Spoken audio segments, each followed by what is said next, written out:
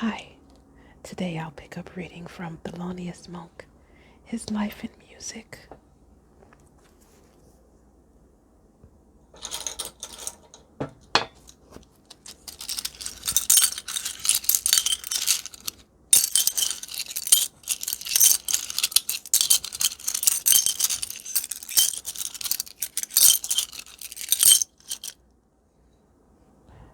Let me take a sip of my hibiscus ashwagandha matcha tea.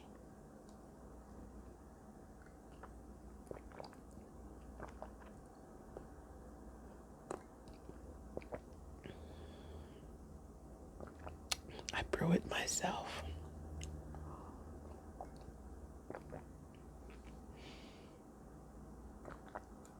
I mostly drink tea. That's it. No soda.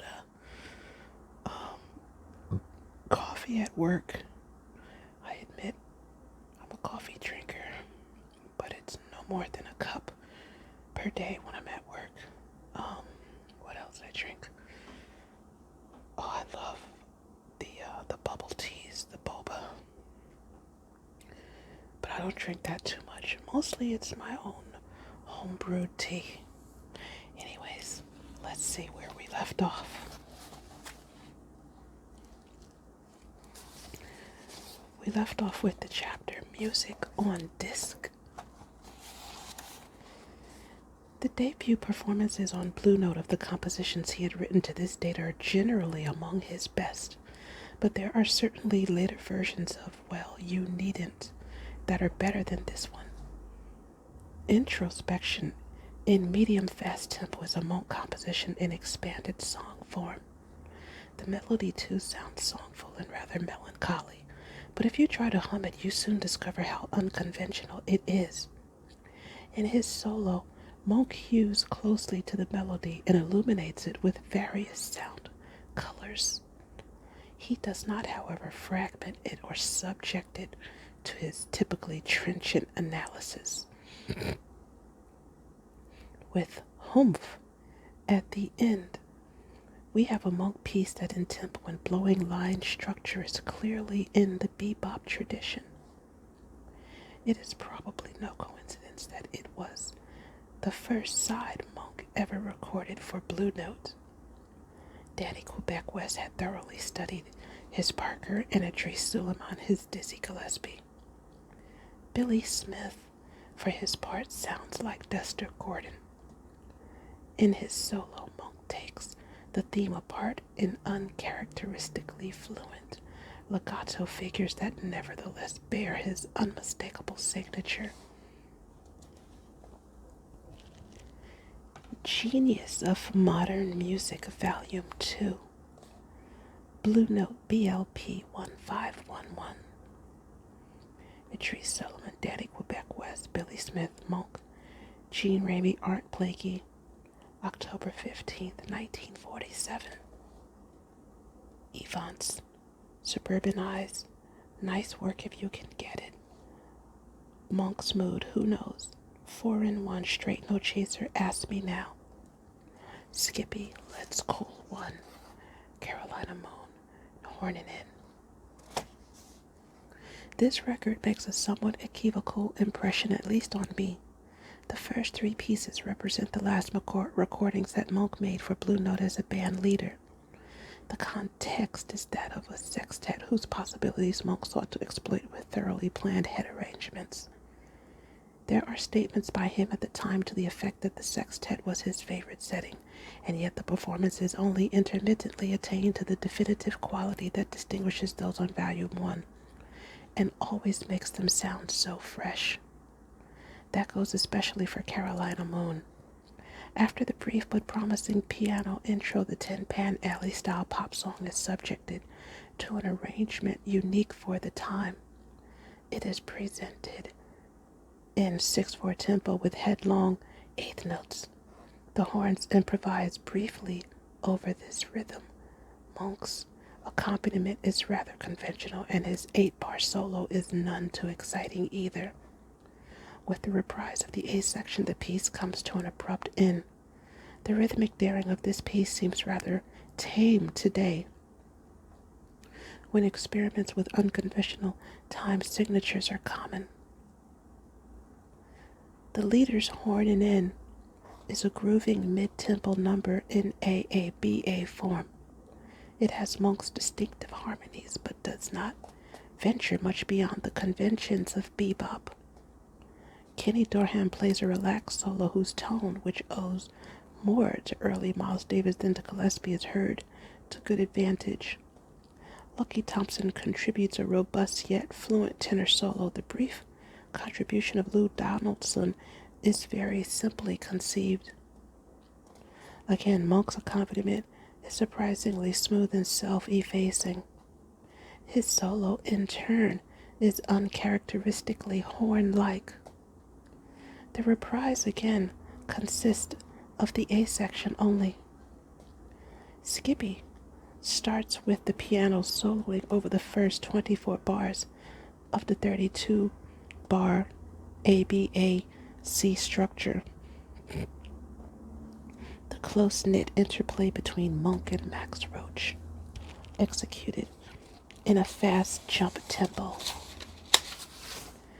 is highly sophisticated and prepares for the C section with its downward and then upward movement, eventually culminating in a strident signal motif. Lucky Thompson plays an earthy solo reminiscent of Coleman Hawkins. Kenny Dorham skillfully picks up some of Thompson's ideas, which in turn are developed and judiciously distorted by Monk in his chorus. The bass voice of the piano, which has repeatedly harked back to the rhythmic structure of the opening chorus, now assumes a life of its own in contrast to the fraying lines of the upper register. A distinct chord progression leads to the full statement of the piano by the horns. A string of boppish motifs that abruptly yield to the C section already known. The whole take is a masterpiece of Monkiana. Let's Cool One is performed in a moderate bounce tempo. The readily hummable tune is simply construed by Monk, leaving room at the breaks for drum solos. Lou Donaldson plays a similarly conservative half chorus, which Lucky Thompson completes with masterful ease. Monk contributes a beautiful example of his playing with fragmented motifs. The bass walks his solo over the B section before everybody comes in on the last A section of the chorus for the reprise. The piece breaks off with a short drum coda, the same drum fill, in fact, that has already completed bars 7 and 8 of the initial 8 sections. Suburbanized by Ike Quebec, with its unison horn lines, is classic up-tempo bebop. Danny Quebec West plays a superb alto solo. Idris Suleiman's solo is fluent enough, but he gets somewhat entangled in the middle. Monk's solo foreshadows the peculiar shorthand style of his, which, with its harmonic and rhythmic intricacies, was later to become one of his trademarks. It is this shorthand style that throws new light on the theme, adding a monkish tinge when it is restated. The bebop theme, Evance, by Ike Quebec and Idris Suleiman, receives similar treatment. Suleiman is confident, playing over his own theme. Smith and Monk confine themselves to brief, straightforward solos. Straight No Chaser is famous from many jam sessions where it serves well as a blues-blowing vehicle. Its composer takes it at medium tempo. In essence, it consists of a simple, subtly modulated motif. Its subtlety can be better appreciated at this moderate speed. Art Blakey's drum introduction sets the pace. The piano presents the theme in an introductory chorus before it is taken up by the ensemble. Monk's piano solo highlights the latent refinement of the theme. He hands it off to the alto sax with a quotation from Misterioso. Again, Again, one has cause to regret that Shihab later abandoned the alto for the baritone saxophone. Next, Milt Jackson plays with his usual lively blues feeling and is accompanied by Monk with spare contrast. Al McKibben's bass sounds livelier than that of his colleagues on this disc. The same personnel plays Monk shimmering 4/1 in a similar tempo. Monk solo plays with the outlines of the melody. It creates a tranquil mood, which is taken up by Shihab, then maintained by Jackson in the course of a slowly developing vibe solo. In the reprise, the melody seems less to shimmer than to darkly sparkle. Gershwin's Nice Work is performed in a trio setting and subjected to the typical Monk process of recomposition. It is performed up-tempo and enriched with various odd harmonic dissonances. A light stride touch allows it to swing as it should. Monk's Mood is another one of those sweet and sour, melancholy Monk ballads in song form. The ensemble presents the theme as if he wanted to highlight the sober, logical side of the piece. Monk begins his 8-bar solo by quoting the B section. Blakey hints at double time, and with a reprise of the A section, the piece concludes. Who Knows again bops in quite traditional fashion, at least for a Monk tune. George Tate in his solo shows some unsureness, which however is compensated for by Monk's fine solo. Blakey plays with a powerful drive. Shihab bops through the changes using shards of the melody, and Art Blakey permits himself a closing flourish on the drums after the reprise is through. Monk introduces Ask Me Now with his beloved arpeggios. This is a tempo Monk ballad in song form, presented here with only a very brief solo that works variations on the theme. It ends with the reprise of the A section. The arrangement of The Genius of Modern Music CD reissues is as follows, including 2 additional selections, 16 and I'll Follow You. Genius of Modern Music, Volume 1, Blue Note 781510. Humph, Evans, 2 takes. Suburbanized, 2 takes. Thelonious, Nice Work If You Can Get It, 2 takes. Ruby, My Dear, Well You Needn't, 2 takes. April in Paris, 2 takes. Off minor, Introspection, In Walked Bud, Monk's Mood, Who Knows, 2 takes. Round Midnight. Genius of Modern Music, Volume 2, Blue Note 781511. 4/1, 2 takes. Ironel, Straight No Chaser, Ask Me Now, 2 takes. Willow, Weep For Me, Skippy, 2 takes. Hornin' In, 2 takes. 16, 2 takes. Carolina Moon, Let's Cool One, I'll Follow You. 16 and I'll Follow You, both derived from the May 30th, 1952 session. 16 consists of dissonant, whirling, asymmetrical bebop motifs above the harmonic structure of Sonny Rollins' Doxy. The tempo, like that of its prototype, is a medium bounce. I'll Follow You was a hit in 1932. Monk handles it in a trio setting.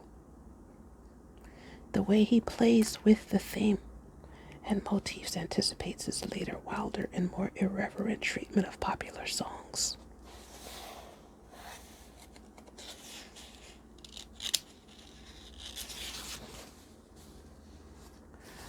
Thelonious Monk and Milt Jackson, Blue Note 61012. Kenny Pancho Haggood, Milt Jackson, Monk, John Simmons, and Shadow Wilson, July 2nd, 1948. All the things you are, I should care. 2 takes.